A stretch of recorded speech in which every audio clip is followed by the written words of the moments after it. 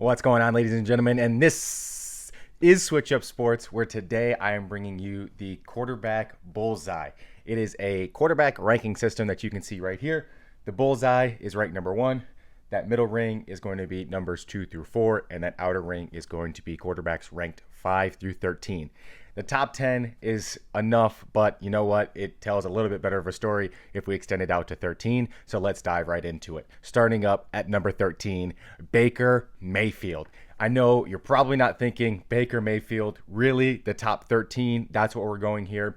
And the way that I went with this list is I took a DC mindset, I took a player mindset, and I said, what is a one quarterback that if I'm prepping for the week, I do not want to see? And at number 13, we got to start with Baker. He's a dogfight guy. He's really matured. What he used to be those last couple years when he was playing in Cleveland with the Browns, what he did with coaching Kevin Stefanski, the couple games that he got to play with McVay when he was with the Rams, then he absolutely played fantastic with the Buccaneers, got himself a little bit more stability. Again, he's a lot more mature of a quarterback. He's not really a guy that I'm going to say pushes inside the top 10, even anywhere close to the top 5, but he is a guy that week in, week out, he can go out there, he can absolutely ball, and so that's why you got to put him at number 13. But at number 12, Dak.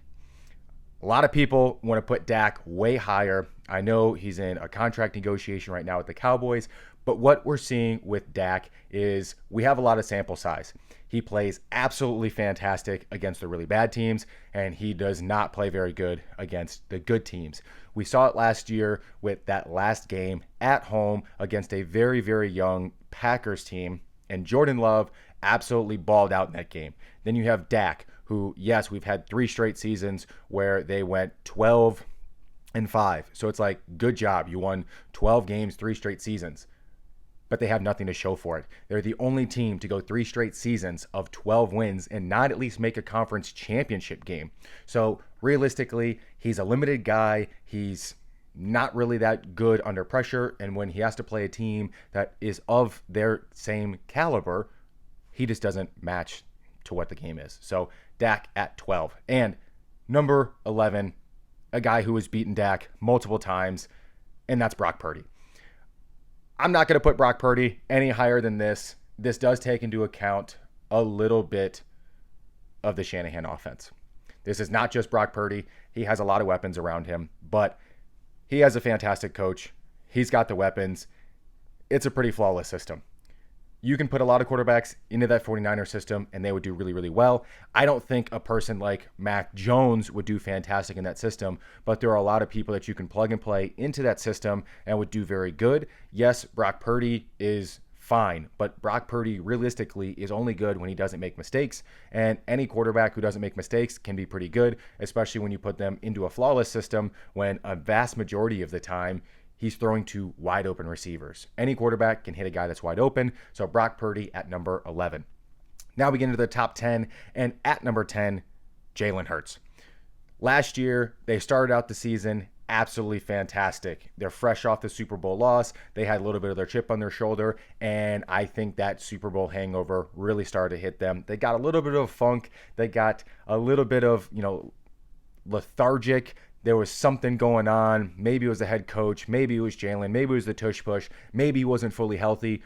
But I think now, a year removed after the Super Bowl loss, you did have a couple of moving pieces. You have Kelsey retiring, not snapping the ball anymore. I think that is going to be a big thing. You bring in a new DC. I think their defense was absolutely terrible last year. So bringing in Vic Fangio is going to be a fantastic addition for them. And I think having that year removed from the Super Bowl loss, they basically quit on the season. Last year, you saw it in the playoff game. I think they mailed it in. They didn't really want to play, and so they needed a break. They needed a fresh start because they had to play those extra games. When you go all the way to the Super Bowl, you play more games than the other team. So for them, I think it was good. A season now away from it, They got a couple guys out of the building. They got some new guys signed under contract, and especially bringing in Saquon. It is just a fresh start. It is something that's a little bit new, and if the season doesn't go well, then I think that Belichick and Jalen Hurts are potential matchup for, a new coach coming in, or Jalen is going to be on the hot seat to start the season next year if they don't find a replacement and start to move on. I know he's got a big contract, but if he can't get the job done, they might move on and start to shop him, as the Philadelphia Eagles are known to be very quick to pull the trigger and move on the minute they see that there is not life at the end of the tunnel. So now, since we're inside the top 10, at number 9 is Justin Herbert. Justin Herbert is finally getting his first competent head coach. He came into the league. His rookie season was absolutely fantastic, and he has maintained that same level all the years that he's played. He hasn't gotten any better. He hasn't really gotten any worse. It's hard to say that it's like, yeah, we're really excited, but he didn't have a great coaching staff. They did lose a lot of weapons. So I think this year isn't really going to be the best year, but I think that having an actual competent head coach come in and being able to run the ship, I think they are going to look a lot more fundamentally sound this year. I think a lot of that past Chargers funk, they're going to find any way to blow the game, I think a lot of that stuff is now going to go away. Bringing Harbaugh in and having, again, a competent coach that knows how to run the ship, and he wins everywhere he goes. So being a quarterback whisperer, whatever you want to call it, Justin Herbert is going to be more stable. He's going to have better footing underneath him, having that offensive mind, having a very good coach with Harbaugh underneath him. Herbert at 9. Now, at number 8, the only reason I put him at 8 is because he does have a playoff win against Herbert. He didn't play great in the first half, but that's Trevor Lawrence. Trevor Lawrence has been a winner at basically every single level. He was the number 1 prospect coming out of high school. He was the number 1 quarterback when he was in college, and he was doing just fine, and it was actually ranked number 1. And he had that gruesome injury that everyone, I guess, forgets about last year, where he then walked off the field because they didn't have a cart available. But like, when I first saw the video, I thought like his season was over. Like, his knee looked destroyed. Like, that was such a gruesome injury that everyone forgets about that. And then he comes back and he plays. And so, yes, I get it. You have to judge the player based off of, hey, you're going out there and playing. But I think a 70% or 75% Trevor Lawrence is exactly what we saw to end the year last year. They, ended the year very poorly, but I think it had to do with him being injured. They now have a little bit better of a roster around him. They got a little bit healthier around him as well. So I think this is now an even better roster than they had last year. They had some really high expectations, so maybe scaling those expectations down a little bit and trying to stay healthy throughout the season. I've got Trevor Lawrence at number 8. And now at number 7 is Jordan Love. Jordan Love, I've been high on since he came into this draft. His junior year, not senior year, his junior year highlights, everyone forgets about. And when you look at his junior year, when he was in college, he had weapons around him and he had a good coach. His senior year, he didn't have the same coaching staff and he lost a lot of his weapons. So his senior year didn't look as good. And then I was singing his praises before he got drafted, saying, this is going to be the guy. Jordan Love has talent. Again, I knew about the junior year situation. I watched him play his senior year. I was really excited about it, and I was kind of disappointed with how he played. But now seeing the fact that he got to hang out for 3 years, he got to practice, he got to not be thrown into the fire, he got to go to a stable organization in Green Bay, he got to sit and learn, and he has an offensive coach that is absolutely phenomenal. Then he got to sit and watch one of the greatest throwers of the football that everyone talks about with Aaron Rodgers. And whether Aaron taught him anything or not, just by being close with him, just by being in the same proximity as him, you're going to pick things up. So that natural, hey, he's already kind of a gunslinger, he's athletic, he can do all the same things with his arm that all the other guys can do. And then he got to hang out. He got to just practice. And now Matt LaFleur cut the reins loose, and he was the number 1 quarterback for the last 8-9 weeks of the season last year, and now he just got himself paid. So we'll see going forward after this year, as that contract starts to kick in, those things start to happen. We'll see if once the talent around him and some of those other guys get paid. But for right now, they are in a win now mode because he's got such a young team around him. They've got such good, gel and vibes with them because they all grew up together. So it's still a very young team. They have really high expectations for themselves. Going down and just absolutely just beating up Dallas in Dallas, I think was really, really big for them. I think if they answer the challenge this year, and if that charge is led by Jordan Love, I think that they've got a chance to be really, really good. I've got Jordan Love at 7. At 6, this guy barely missed my top 5, and that's CJ Stroud. CJ Stroud, the only reason I couldn't put him inside that top 5 is he had one good season, and it was a rookie season. So he already has that playoff win under his belt. They did play really, really good at Baltimore. He played phenomenal last season, but it being a rookie season, I just want to see a little bit larger of a sample size. I've got him at 6. It's not like, oh, hey, I put him at 12. He's already at 6. He's already inside the top 10. He's very talented. He is very, very good at just being able to make the right play and making those explosive plays when he's asked to. Having a defensive head coach, they have a very, very smart scheme. They're not going to make a lot of mistakes, and he didn't make a lot of mistakes last year. His interceptions were really, really low, so his interception to touchdown ratio looked fantastic, and especially a guy that is smart with the football, can make those wild plays, and you're starting to see it, and we saw it last year, and hopefully he continues to evolve. He continues to get better, as I think they will. They stacked the team around him. They brought in Diggs. I think that they got better. The Texans are definitely going to be a team to watch out for. CJ Stroud at 6. Now, the top 5, and at number 5 is Matthew Stafford. This is not your normal quarterback list. Again, this is if I was a defensive coordinator and if I was a player having to play a game, what quarterbacks would I not want to go against?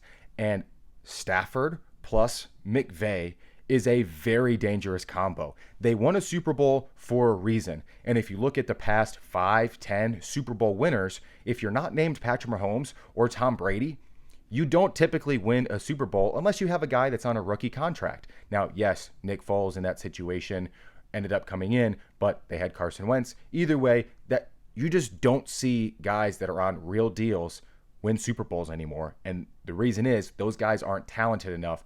Matthew Stafford is that talented. He's just as strong as anyone else. He can put the football in any place of the field. He is wicked talented, and no one truly wants to admit it or believe it or think that he's like super old, when it's like, yes, he's older, but he's still very, very, very, very good. What he did all those years in Detroit, he put up amazing numbers, and he really only had Calvin Johnson around him, and that was it. Now, him with McVay, again, they won a Super Bowl for a reason. They're a very good squad this year. Having Puka Nacua, having Cooper Kupp, like, it is going to be a dangerous squad again. And having some really, really young talent on the defense, again, Stafford can make any single play that any other quarterback can make, with the exception of like actually running downfield. When it comes to throwing the football, he's just as talented as anyone else. Matthew Stafford at number 5. Now, number 4, Joe Burrow. The only reason I put him at 4 is purely because of his health. He's missed a good chunk of time. His first big injury was right when he came into the season, or came into the league, I should say. And I don't really put that one on him because like he had a terrible offensive line, and when you blow out your knee, that's not really on you. But like the calf thing, that was kind of weird, like soft tissue, and then had the wrist thing later in the year. Like, it just goes for the best quarterback. I need you on the field. But again, this is small things here. We're really cutting hairs now at this point. Joe Burrow at number 4. Do you want to play Joe Burrow at any given time? No.